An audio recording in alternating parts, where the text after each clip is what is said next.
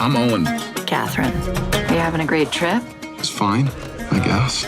Do you write fiction or non-fiction? Neither. I'm just here with my girlfriend. She only reads Sports Illustrated. Why'd you fly thousands of miles? I'm finishing a book. How's it going? I really enjoyed this film. I loved watching the conversations between Owen and Katherine just because they were so captivating and authentic. And I was wondering, for Laura, what do you think is a line or moment from Liam's character that maybe best represents Owen? And then Liam, what's a line or moment from Laura's character that you think best represents Katherine? Ooh, great question. I think one of the things that struck me is we were having one of our first conversations, our characters, and I try to throw away why I can't finish my book, which is obviously laden with my own relationship issues and personal issues.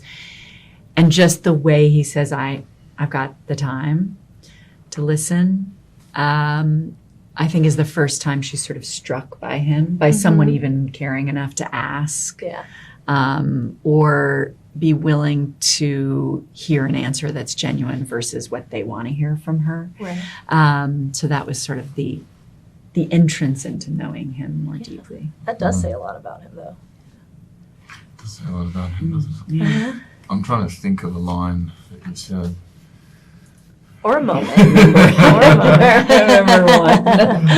I think the general way that Katherine listens to him and sees him is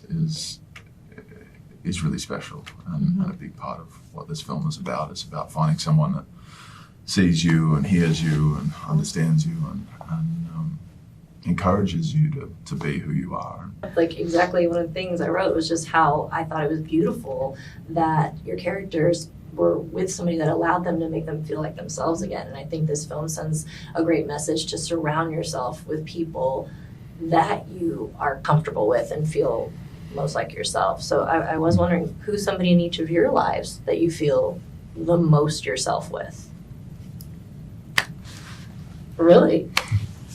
Well, why would you say that? Oh, we myself. We've just had a connection since we met, and we've always just had such a fun time together, and there's always been a real trust between each other, and I've always felt like I can say things to Laura and ask things of her, and there's never any judgment, and I think that's why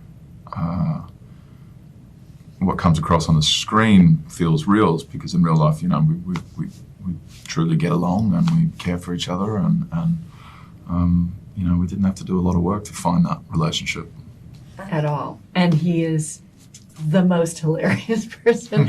I was just remembering us sitting talking yesterday evening, and he said something that made me laugh so hard. I literally fell out of my chair. I literally threw my coffee onto the floor.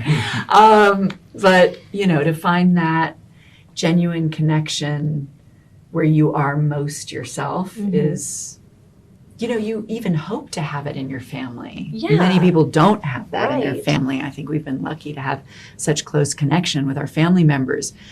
But to have found family in life where you're your most intimate self, as you said, without judgment, and that's a incredible, rare gift. It is, absolutely. One of the lines that did stand out for me in the film is when it said, the point of travel is to make us modest. And I was wondering, is there a place that each of you have been to that ever made you guys feel modest when you went there? What does that line mean? What does it mean to feel modest when you Don't travel?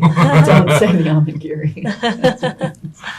I'm my most Feel modest. Oh, okay. Well, I'm not sure what the intent was in it, but certainly humility in nature is huge. I mean, I can't even imagine when he's confronting a massive wave what that feels like. But for me, when I've been in the redwoods, and you see age and history in nature that's so beyond any of our lifetimes or even any descendants, that is so awe-inspiring and Right. grounding. Yeah. I think definitely the ocean for me. There's Yeah. a lot of times when I've felt incredibly small and realized that, you know, you really have no control in that sort of situation. And Mother Nature in general, you know, when you're somewhere where there's a big storm and all of a sudden you feel tiny and you feel like, yeah, we really have no control over any of this. And the world at some point will shake us off and that'll be it. So. Oh, wow. Very brave. So what you do with well, they're giving me the wrap, but it was so wonderful speaking to both of you. Thank you so much. So great Nice to to speak talk to to you. you. Thank you.